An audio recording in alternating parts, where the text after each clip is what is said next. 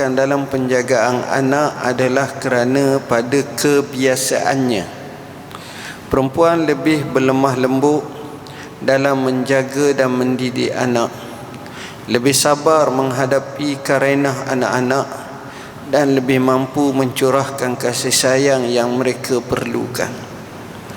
Itu pada ghalibnya. Maknanya apa-apa yang berlaku, maka perempuanlah lebih aula untuk jaga anak kerana sifat. Kerana manusia, terutamanya anak-anak kecil, masa kecil, dia bukan harta yang dia dambakan nombor satu, tapi yang dia dambakan nombor satu kasih sayang. Sifat kasih sayang, sifat muamalah, maka disitulah sesuai untuk wanita jaga anak, perempuan jaga anak berbanding dengan lelaki. Hak penjagaan oleh pihak lelaki. Adakah lelaki tidak berhak langsung? Jadi tidak. Sebagaimana dijelaskan bahawa hak perempuan terhadap penjagaan anak lebih diutamakan daripada lelaki kerana mereka lebih berkemampuan. Walau bagaimanapun jika kanak-kanak tersebut tidak mempunyai sanak saudara perempuan atau saudara perempuan tetapi tidak mahu menjaganya, maka hak penjagaan berpindah kepada lelaki. Ada ibu tak nak jaga anak, maka pindahlah kepada lelaki pula. Suami isteri kata dia tak nak jaga, biarlah, maka boleh kepada suaminya lah sepatutnya. Dalam hal ini mahram kepada kanak-kanak mengikut urutan waris harta pusaka diberikan keutamaan kecuali datuk, kerana dia diutamakan daripada saudara lelaki, seterusnya waris yang bukan mahram. Maknanya cara mahram, siapa mahram pada lelaki itulah yang utama diberikan. Tetapi kalau bab datuk, datuk kena diutamakan. Tengok Rasulullah SAW, bila bapanya meninggal dunia, ibunya jaga. Bila ibunya meninggal dunia, atuknya ambil dulu. Sebab perasaan atuk ni dia terbeza daripada yang lain. Urutan keutamaan mereka yang tersebut adalah seperti berikut. Ni kalau jalur lelaki, bapa, datuk dan ke atas. Bapa ni kalau kes perceraian lah, bapa jaga dulu, atau datuk dan ke atas. Ini pun susunannya macam tu. Ke atas tu mana kalau ada lagi ayah kepada datuk, nyang lah. Saudara lelaki seibu sebapa, saudara lelaki seibu sebapa. Sebab zaman dulu ada orang nikah, anaknya ramai, hak tua 25 tahun, hak bosu baru 7 tahun. Hak tua pula ni lelaki. Siapa nak jaga adik dia ni? Dia lah yang sepatutnya. Saudara lelaki sebapa, anak lelaki kepada saudara lelaki seibu sebapa, anak lelaki kepada saudara lelaki sebapa, bapa saudara sebelah sebapa seibu sebapa, bapa saudara sebelah bapa sebapa, anak lelaki kepada bapa saudara sebelah bapa seibu sebapa, anak lelaki kepada bapa saudara sebelah bapa sebapa. Ini cara pembahagian ataupun tanggungjawab. Pihak yang lebih hampir dalam hubungan persaudaraan diberi keutamaan dalam hak penjagaan anak adalah kerana kebiasaannya keluarga terdekat lebih kasih dan sayang daripada keluarga yang jauh. Mereka juga lebih prihatin terhadap hak penjagaan, pendidikan dan kepentingan anak-anak. Saya syorkan, kalau boleh, sepatutnya bila berlaku sahaja perceraian antara suami dengan isteri itu, keluarga suami dan keluarga isteri kumpul, bincang, bawa baik-baik. Kemudian kita putuskan dulu sifat kemarahan dan dendam, geram dan seumpamanya. Buang dulu yang tu. Selepas daripada itu, kita fikir secara serius anak-anak ni macam mana. Kalau boleh, keluarga tu bukan mak dengan bapa ataupun tu, tapi biar sungguh benar. Akhirnya dapatlah keputusan pihak sebelah ni sanggup jaga. Sebagai contoh, pihak sebelah isteri ni sanggup jaga. Bila pihak isteri sanggup jaga, bukan jaga hanya jaga saja, dia membabitkan keuangan. Si suami hendaklah bagi nafkah kepada anak-anaknya, kena settle betul-betul. Tetapi bukan sekadar tu, kita nak kalau boleh pelbagai lagi hubungan suami dengan ataupun bapa dengan anak-anak tu, dia boleh pergi ambil bila-bila masa, dia boleh bertemu bila-bila masa. Tak bolehlah berlaku halangan. Hak ni kata tak boleh, hak ni kata bahaya. Jangan, beri peluang. Dia nak temu, itu anak dia. Kemudian kalau boleh, anak-anak yang seperti ini ni, macam mana cara yang terbaik untuk dia dapat rasa terbela. Sebab boleh jadi ada sepupu sepapa dia, anak-anak pak saudara, mak saudara dia, dia nampak senang, tenang, dia nampak bahagia, hati dia susah. Yang ini kalau boleh jangan jauhkan, biar dekatkan sikit. Apa bentuk-bentuk bantuan dan pertolongan yang memungkinkan boleh kita bagi. Kalau ini berlaku, maka itu adalah antara yang terbaik. Buat dulu, bagi dulu, tengok. Maknanya pak saudara ni terutamanya ada 2-3 keadaan yang begitu kritikal bagi kanak-kanak. Yang pertama sekali, ketika nak raya. Bila nak raya ni, baju raya tu macam mana? Jadi keluarga ni bincang. Pak saudara, Pak Long kata saya bagi selak. Kata mak ngah pula, dia kata saya nak bagi apa nama ni, kasut. Hak ni kata saya ingat nak bagi sepasang baju Melayu. Akhirnya dia dapatlah 4 pasang. Alhamdulillah, dia suka sangat. Dengan seolah-olah sempurna lah. Bukan baju Melayu 3 hari 3 malam, baju Melayu tu je raya. Jadi ini pun tak apa comel, tak apa sihat perasaan macam tu. Yang kawan dia ni lepas bertukar, lepas bertukar. Sepupu dia tu, waktu pagi lain, tengah hari lain, malam lain, esok lain pula, lusa lain pula, macam-macam. Dia ni hak tu je, hak tu tak apa sihat juga tu, tak apa kena. Begitu juga kadang-kadang kita kena tengok juga waktu persekolahan. Masuk waktu persekolahan ni penting. Nak masuk sekolah tu penting. Yang ini kadang-kadang orang alpa, tapi dia komitmen nak baju. Setakat yang saya tahu, kalau di wilayah hampir RM200 dibagi kepada seorang tu untuk dapat baju, dapat kain, dapat seluar, dapat stokin, dapat kasut, dapat apa yang menjadi keperluan, termasuk beg sekolah dan seumpamanya. Nilainya hampir RM200. Jadi yang ini siapa nak selesai? Budak walaupun baju tu murah, tetapi baru dia suka. Kita nak jenama lama hak kita pakai, hak mahal ni tak apa, biar lama pun tak apa. Tapi budak ni lain konsepnya. Kawan dia baju baru gini, dia pun nak kasut gini semua sekali. Ini pun penting.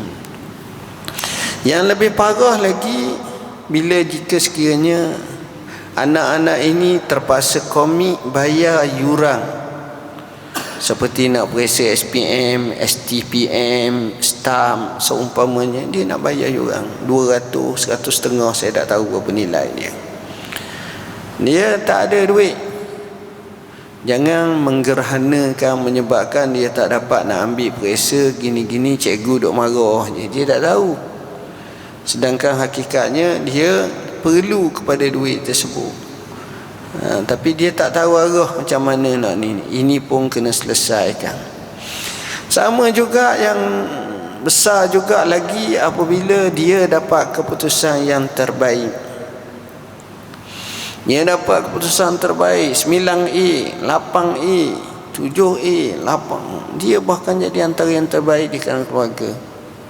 Sepatutnya keluarga dia, ibu bapa dia, kalau ada lagi, begitu juga dengan pak-pak saudara, mak saudara, gini-gini, celebrate. Beri semangat, beri sokongan, beri dokongan.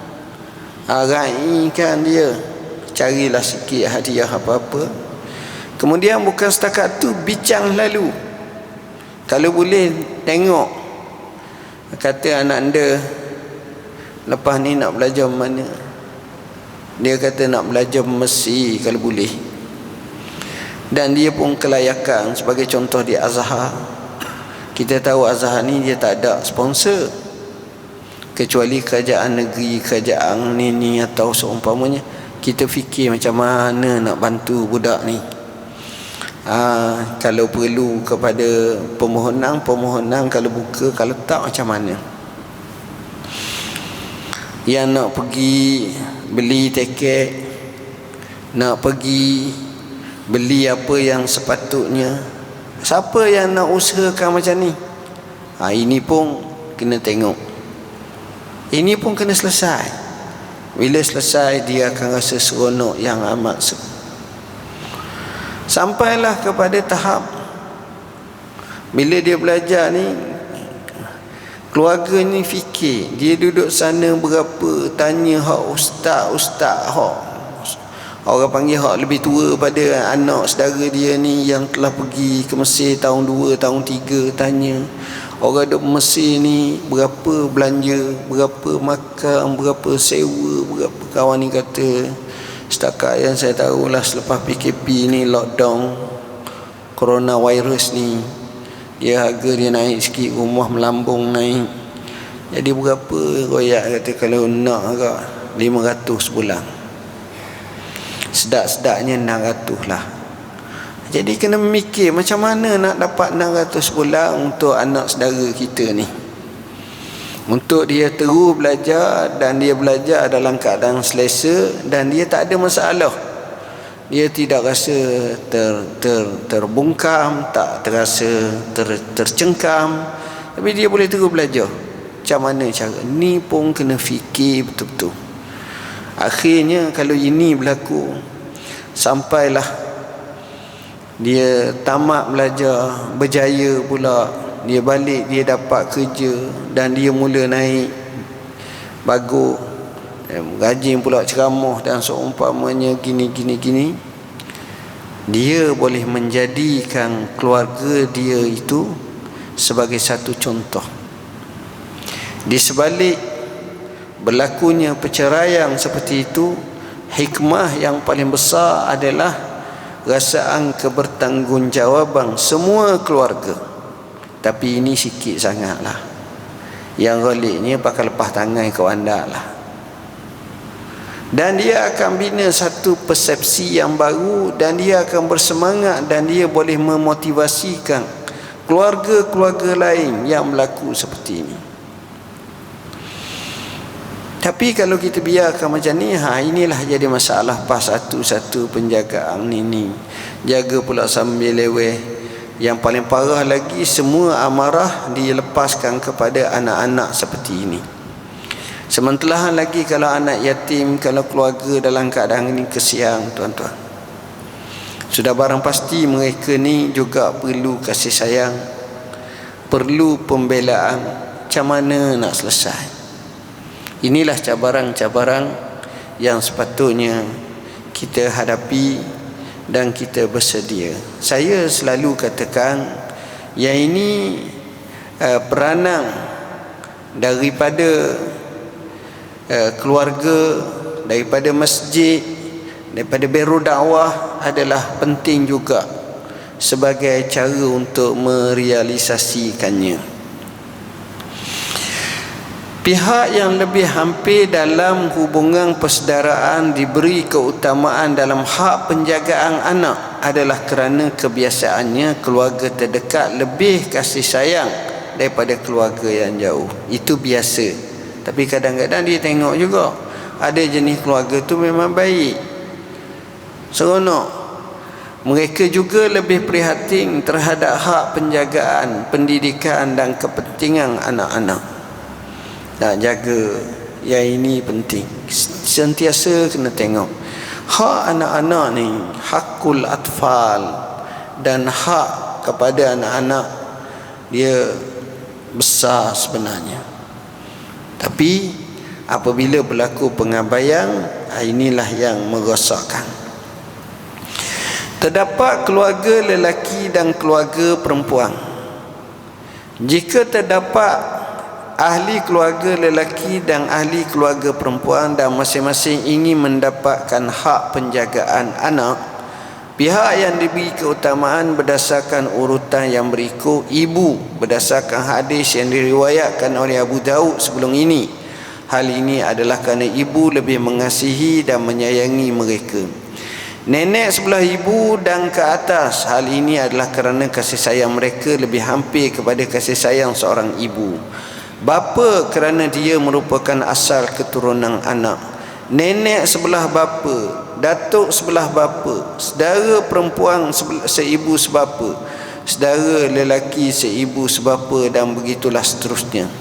Jika semuanya ahli keluarga lelaki dan perempuan setaraf, seperti saudara lelaki seibu sebapa dan saudara perempuan seibu sebapa, maka hendaklah mendahulukan yang perempuan daripada lelaki kerana mereka lebih layak dan afdal. Ini maksud biasanya kalau nikah dengan sepupu. Jadi bila dengan sepupu, hak pak saudara sebelah ni hak dia juga, pak saudara sebelah ni hak dia juga. Itu yang berlaku. Jika kesemuanya lelaki dan kesemuanya perempuan dan masing-masing ingin mendapatkan hak penjagaannya, maka sistem undian hendaklah dilakukan. Siapa yang mendapat dan memenangi undian tersebut, maka dialah yang lebih berhak menjaga kanak-kanak tersebut. Ia ada dua lah. Kalau anak tu kaya, ramai orang nak jaga. Kalau anak tu miskin, ramai orang tak nak jaga. Itu biasa. Biasa. Tapi saya melihat dalam hal seperti ini, yang paling baiknya kalau nak jaga ni jangan berebut. Biasanya kalau berebut tak ke mana pun. Berebut nak jaga, akhirnya tak balas mana pun. Ni nak sangat berebut, jagalah dia dalam keadaan beremosi, dendam, tak puas hati ni. Jadi hati tak tenang. Dia sepatutnya kita runding betul-betul. Mungkin buat giliran. Rumah abah seminggu, rumah mak seminggu, rumah keluarga ni seminggu, rumah dua. Tak payahlah macam bola pula, rumah ni atur banyak dak. Dua tempat ni, ataupun sebulan sekali, ataupun ikut dia nak tidur mana. Jadi anak-anak ni akan rasa selesa dan tidak rasa canggung apa yang berlaku tersebut, dan kedua-duanya boleh jaga anaknya, dan kedua-duanya boleh tumpahkan kasih sayang. Akhirnya kedua-duanya dari segi emosinya baik pula, dan akhirnya kedua-dua menghormati. Baik. Tempoh penjagaan anak. Tempoh penjagaan anak menurut hukum syarak ialah berterusan sehingga dia mumayyiz. Mumayyiz bermaksud kanak-kanak tersebut mampu menguruskan dirinya sendiri tanpa bantuan orang lain. Maksud menguruskan dirinya sendiri ialah keupayaan mengambil makanan dan minuman, membuang air kecil dan air besar, membersihkan diri daripada kotoran, boleh bersuci seperti berwuduk dan sebagainya. Biasanya umur mumayyiz ialah mencapai usia 7 tahun. Apabila cukup umur 7 tahun, maka tempoh hadanah pun berakhir. Pada ketika itu bermulalah satu peringkat penjagaan yang lain, iaitu kafalah.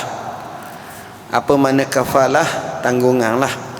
Setelah kanak-kanak tersebut mencapai usia 7 tahun dan telah mumayyiz, dia diberi pilihan untuk peluang memilih sama ada ibu atau bapanya. Siapa pun yang terpilih, maka dialah yang berhak untuk menjaganya. Hal ini berdasarkan hadis Nabi sallallahu alaihi wasallam, hadis riwayat Abu Hurairah, anna Nabiy sallallahu alaihi wasallam khayyara ghulaman baina abihi wa ummihi. Hadis riwayat At-Tirmizi. Adalah Rasulullah sallallahu alaihi wasallam beri pilihan kepada anak untuk pilih, nak pilih mak ke nak pilih bapa. Dalam hadis yang lain Rasulullah sallallahu alaihi wasallam bersabda, ada sahabat tanya, faqalat ya Rasulullah inna zawji yuridu an yazhaba bibni wa qad saqani min bi'ri abi inabah wa qad nafa'ani. Faqala Rasulullah sallallahu alaihi wasallam istahima alaihi. Faqala zawjuha man yuhakuni fi waladi. Faqala Nabi sallam hadza abuka wa hadhihi ummuka fakhuz biyadi ayyihima syi'ta. Fa akhadha biyadi ummihi fantalaqat bihi. Seorang perempuan menemui Nabi sallallahu alaihi wasallam, lalu dia berkata, wahai Rasulullah, suamiku ingin mengambil anakku. Anakku telah memberiku minum daripada telaga Abu Inabah. Sesungguhnya dia amat berguna kepadaku. Rasulullah SAW bersabda, buatlah undian. Maka bekas suami perempuan tersebut berkata, siapa yang boleh menghalangku daripada anakku? Rasulullah SAW bersabda, ini bapamu dan ini pula ibumu. Peganglah dengan tangan siapa yang kamu pilih. Lalu anak tersebut pun memegang tangan ibunya dan mengikutnya pulang. Hadis riwayat Abu Daud dan lain-lain lagi. Ini menunjukkan berlaku macam tu pilihan. Cuma janganlah kita bila nak pilih tu biasa tak rajin belanja anak.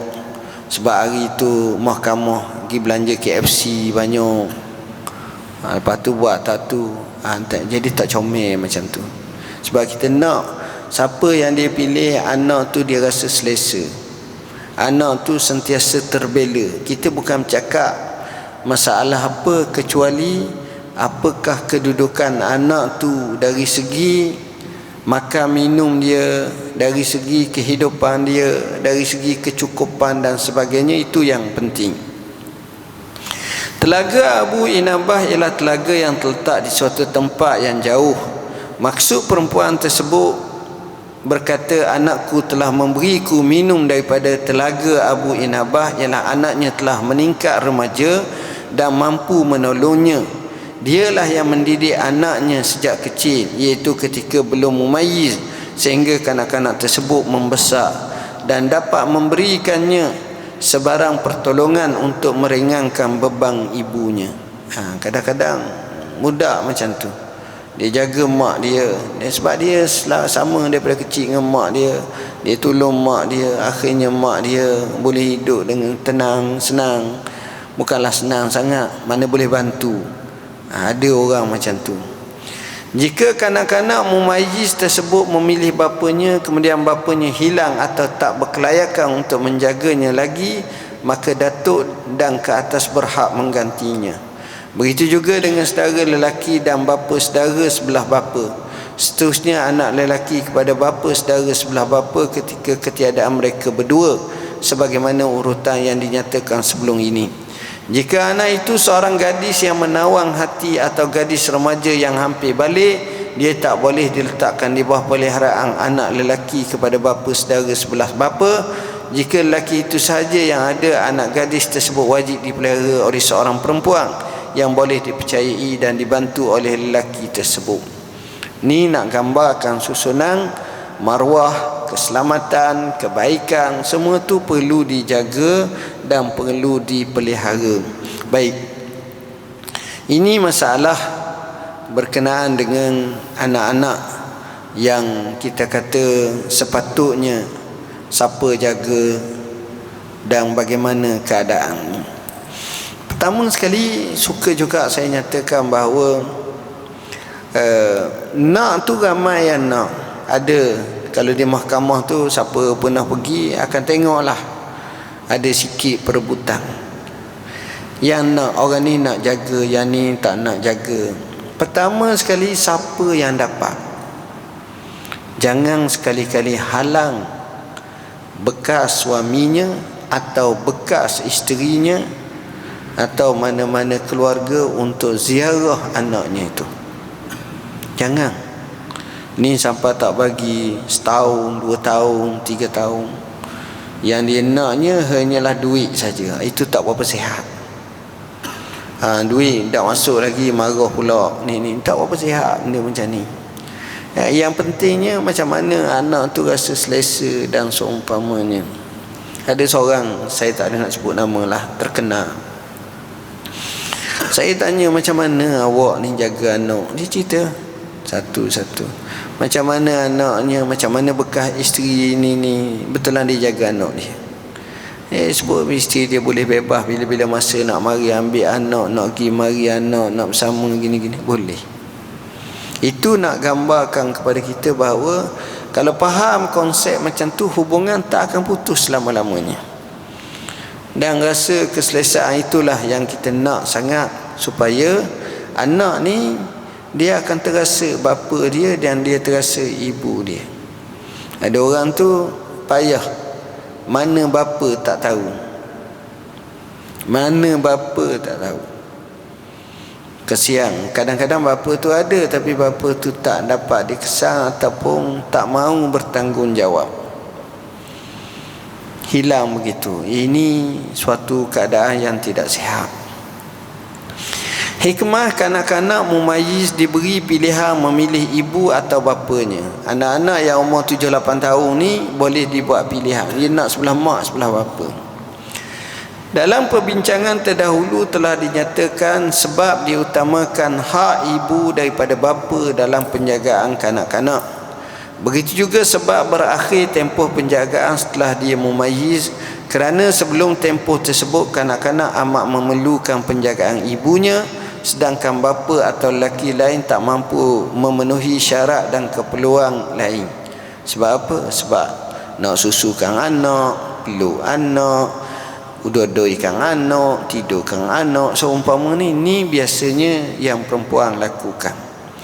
Kafalah berbeza dengan hadanah kerana kafalah merupakan pemeliharaan yang menyeluruh. Ibu atau bapa berkemampuan memelihara anak mereka disebabkan anak tersebut telah mampu menguruskan dirinya sendiri dalam banyak perkara dan boleh berfikir secara umum. Ini selepas 7 tahun dia bebaslah. Masa tu, sebab tu selepas 7 tahun diberi pilihan nak kat bapa ke nak kat ibu. Dua-dua ni boleh dia pilih.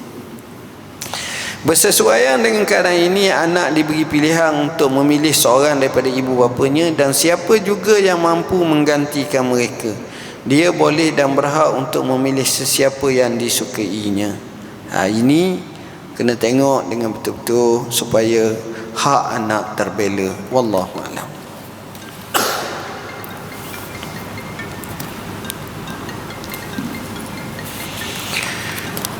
Bismillahirrahmanirrahim.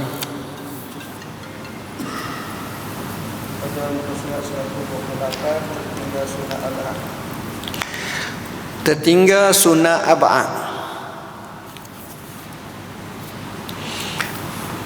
Jika ditinggalkan perkara sunat ab'ad, sunat melakukan sujud sahwi, tetapi perkara-perkara sunat hai'ah tidak dituntut sujud sahwi.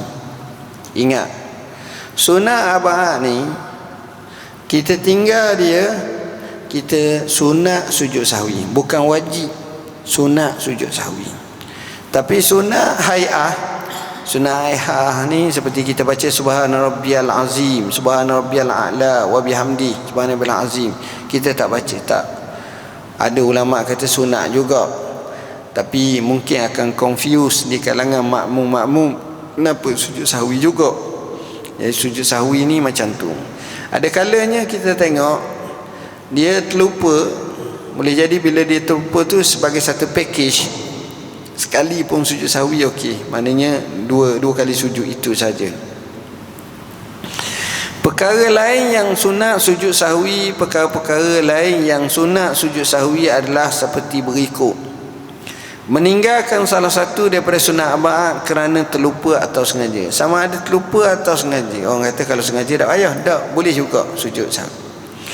Mengerjakan perkara yang membatalkan salat dengan sengaja tidak batal kerana lupa, seperti memanjangkan rukun yang pendek iaitu i'tidal, atau duduk antara dua sujud dengan terlupa dan bercakap sedikit atau termakan sedikit, atau melebihkan rakaat kerana terlupa. Akibat keadaan itu disunatkan sujud sahwi. Ini refer kepada hadis Sulaikun Al-Ghatafani, hadis Khirbat, hadis Zulyadain. Memindahkan perkara kauli berikut kepada bukan tempatnya secara sengaja atau tidak. Dia pindah perkara kauli berikut kepada bukan tempatnya. Hukum kauli sini dia pindah. Perkara kauli yang menjadi rukun, misalnya membaca surah Al-Fatihah atau tasyahud akhir bukan pada tempatnya.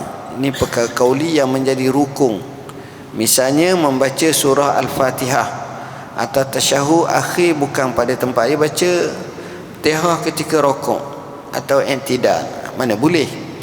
Perkara kauli yang merupakan sunat arba'ah seperti memindahkan tasyahud awal atau kunut bukan pada tempatnya. Perkara kauli yang berbentuk sunat hay'ah seperti membaca surah pada bukan tempatnya.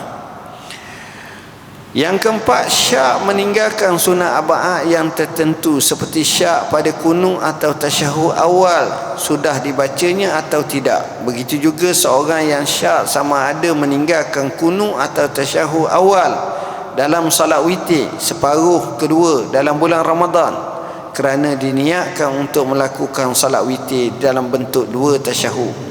Ada juga orang syak, bila syak ni ragu-ragu walaupun dia baca tak, dia boleh sujud sahwi. Mengesyaki bilangan rakaat yang berkemungkinannya lebih, sama ada sudah ditunaikan 3 atau 4. Bagi solat yang 4 rakaat, wajiblah ditambah 1 rakaat lagi kerana asalnya tak dia melakukannya. Dan sunat sahwi sekalipun hilang keraguannya sebelum memberi salam dan yakin bahawa adalah ia rakaat keempat kerana taraddud syak pada ia pada lebihnya. Kalau dia semayang, dia syak bilangan rakaat, falyabni alal aqal, dia ambil yang paling sikit. Daripada sikit itulah yang dia akan putuskan sama ada 4 ataupun 3, 2 ataupun 1, 2 ataupun 3, ambil yang paling sikit. Wallahu a'lam.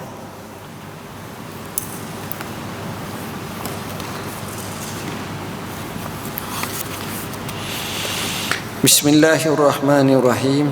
Yang ni kat mana ni? Muka surat 24, 4 dari bawah. Muka surat 24, 4 dari bawah. Kata Imam Al-Ghazali rahimahullah, kata Imam Ghazali radhiyallahu an, harus ia dalam sifat Allah Ta'ala, dan iaitu barang yang menunjukkan ia atas kemuliaannya yang zaidah. Zaidah ni lebih atasnya, zatnya. Dan tiada harus ia dalam ismullah Ta'ala, dalam nama Allah, dan iaitu barang yang menunjukkan atas nafsu zat, atas zat itu sendiri.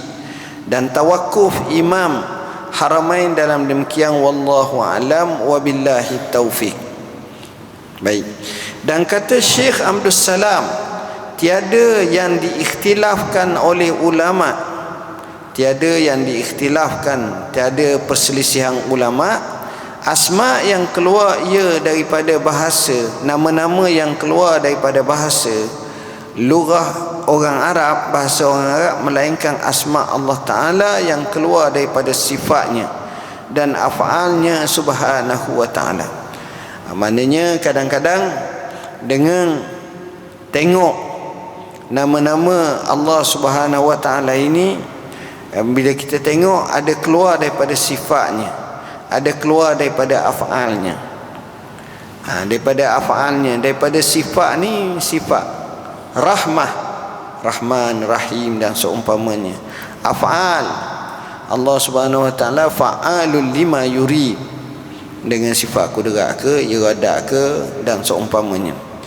Wajib atas kamu memelihara akan barang yang dikhabarkan oleh syarak atau memberi izin syarak dan istimalkan dia. Wajib atas kita memelihara barang yang dikhabarkan oleh syarak. Syarak kata apa? Atau memberi izin oleh syarak dan istimalkan dia, di mana syarak gunakan dia. Dan barang yang dikhabarkan oleh nas Quran yang amat mulia atau hadis Nabi sallallahu alaihi wasallam, dalam zahirnya itu mustahil bagi Allah Taala, maka dalamnya itu dua mazhab. Pertama mazhab salaf dan kedua mazhab khalaf. Dan sebab demikian kata musannif rahimahullah radhiyallahu an. Yang ini panjang, kita berhenti setakat tu dulu sebab ini masalah khilaf, wallahu alam. Bismillahirrahmanirrahim. Assalamualaikum. Ada pasangan yang mendakwa mereka telah bernikah, lelaki warga asing, wanita orang Malaysia, tanpa melalui proses kebenaran Jabatan Agama negara kita. Mereka mendakwa kahwin ikut cara negara mereka sedangkan mereka tinggal di Malaysia jika tidak diketahui oleh wali. Masalah ni perlu rujuk kepada hakim dan mahkamah akan menentukannya. Ada juga macam orang-orang yang Bangla ataupun orang Pakistan yang bermazhab Hanafi, nikah cara mazhab Hanafi macam mana, tapi dari segi prosedur dia tetap salah, dia tak dibenarkan dalam Islam. Kerana apa? Kerana kalau kita tengok dalam peraturan perundangan kita, sebaik-baiknya kita hormatlah tempatan. Kita duduk Malaysia, hormatlah kedudukan di Malaysia ni, macam mana perundangan, kepatuhan dan seumpamanya. Kalau kita negeri orang lain, hormatlah negeri orang lain. Dan di sana adalah perkara-perkara yang saya rasa perlu kita tengok lebih teliti lagi untuk memudahkannya dan untuk menyelesaikan banyak permasalahan. InsyaAllah saya akan cuba tengok dengan baik. Saya ada 5 beradik. Salah seorang antara kami yang jaga ibu. Ibu sudah meninggal. Kita bila nak itu bila nak bincang isu faraid, anak yang jaga ibu tadi tidak setuju sebab dia yang banyak jaga ibu. Adakah mesti semua setuju untuk faraid? Saya syorkan bila faraid ini bagus supaya tidak berlaku munasakha. Munasakha ni maknanya harta faraid kita bagi dulu sebelum berlaku apa-apa. Kalau dah berlaku apa-apa, mana orang ni pula mati, orang ni pula mati, jadi tak selesai. Tak selesai. Apabila sampai 2 lapis, 3 lapis, akhirnya banyak terbengkalai dan akhirnya menyusahkan. Yakin. Ustaz, mohon tafsirkan ayat pertama tahiyat awal akhir. Terima kasih. InsyaAllah lah lain kali lah kita tafsir semula ayat tu insyaAllah. Bismillahirrahmanirrahim. Allahumma fakihna fi din, alimna ta'wil. Allahumma ja'alna minal ladzina yastami'una al-qawla fayattabi'una ahsanah. Allahumma ati nufusana taqwaha wa zakkiha anta khairu man zakkaha anta waliyuha wa maulaha. Allahumma inna na'udzubika min jahdil bala wa darakis syaqa wa su'il qada wa shamatatil a'da. Allahumma inna na'udzubika min zawali nikmatik wa tahwuli afiyatik wa hujati nikmatik wa jami'i sakhatik. Allahumma inna na'udzubika minal baras wal junun wal juzaa wa min sayyi'il asqam. Na'udzubika kalimatillahi tammati min syarri ma khalaq. Allahumma ati nufusana taqwaha wa zakkiha anta khairu man zakkaha anta waliyuha wa maulaha. Allahumma rabbana atina fid dunya hasanah wa fil akhirati hasanah wa qina azabannar wa adkhilna jannata ma'al abrar ya aziz ya ghaffar ya rabbal alamin. Wa sallallahu ala sayyidina Muhammadin wa ala alihi wa sahbihi wasallam. Walhamdulillah. Taqabbalallahu minna wa minkum. Ustaz Ihsan dia akan salam.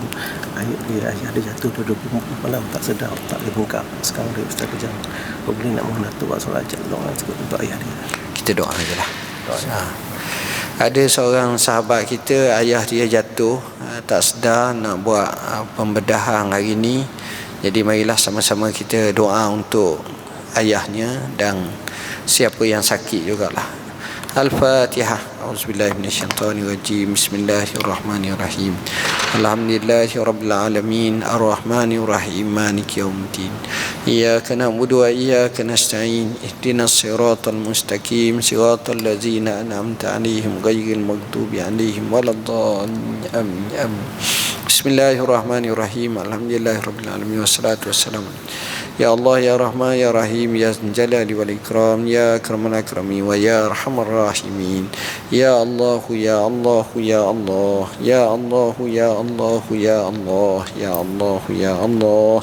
Allahumma anta syafi la shifa illa shifa'u, شفاء لا يغادر سقما. اللهم اشفه، اللهم اشفه، اللهم اشفه، اللهم اشفه، اللهم اشف مرضانا وارحم موتانا وعاف مبتلانا. اللهم اشف مرضانا وارحم موتانا وعاف مبتلانا. اللهم اشف مرضانا وارحم موتانا وعاف مبتلانا. اللهم ربنا آتنا في الدنيا حسنة وفي الآخرة حسنة وقنا عذاب النار. وصلى الله على سيدنا محمد وعلى آله وصحبه وسلم. والحمد لله رب العالمين. تقبل الله منا منكم.